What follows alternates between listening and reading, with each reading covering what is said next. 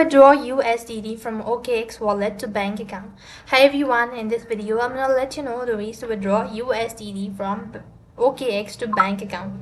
So to do this procedure, you have to first of all log in into your OKX Wallet account, and when you're on this page, press the icon from the top left hand side corner.